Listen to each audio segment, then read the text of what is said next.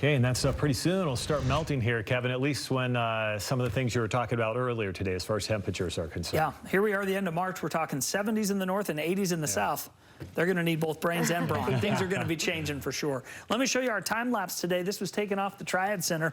We had really thick cloud cover throughout the day, but as the sun started to set, it kind of thinned out enough to make for a really pretty evening out to the west. As that sun dropped over the horizon and the city lights came on, folks came streaming in for the hockey club game downtown. So it was a busy and pretty night here across the Wasatch Front. Ski resort snow depths.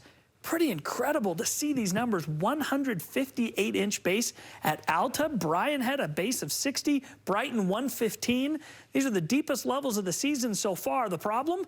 Well, the snow's there, but now we're getting really warm temperatures, and so it gets slushy really fast. Park City Mountain 105, Snow Basin 111, 108 at Solitude. I know Nordic Valley says 15.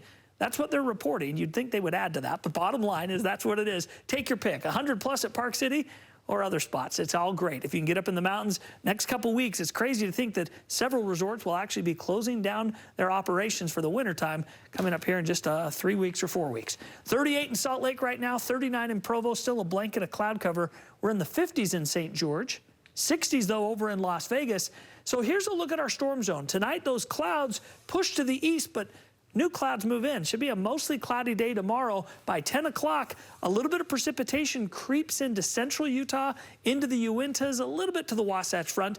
But the main storm will actually drop in Saturday morning. It approaches and then pushes through during the day.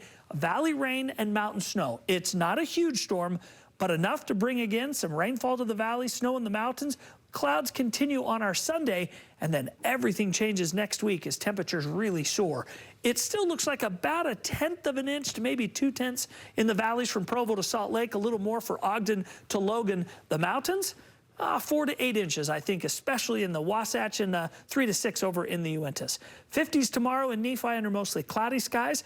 A little bit more sunshine as we go south. St. George, 70 tomorrow with Mesquite, going into the mid-70s, and look at this climb. From the 70s to the 80s in St. George, peaking at 86 on Tuesday and Wednesday. It is going to be a very warm stretch of weather in the south. Northern Utah, we're talking cloudy skies tomorrow, highs in the 30s in Montpelier, 40s in Logan, 50s in Spanish Fork and West Valley. Wasatch Front, overnight lows in the low 30s. Highs tomorrow will be in the 50s with those clouds. And then we get a little chance of precipitation late in the evening, but the best chance is going to come overnight into the day on Saturday, where we'll see some of that valley rain and mountain snow. And then look at that climb. 50s, 60s, and 70s return come Wednesday and Thursday. Those mid-70s are going to be nice. Just a reminder, tomorrow morning, Kristen Van Dyke in for Matt Johnson. She'll be here at 4:30. Give you the latest on the weekend outlook and that approaching storm. So nice to be talking another round of moisture, but hey, those temperatures, 70s and 80s. Oh, yeah.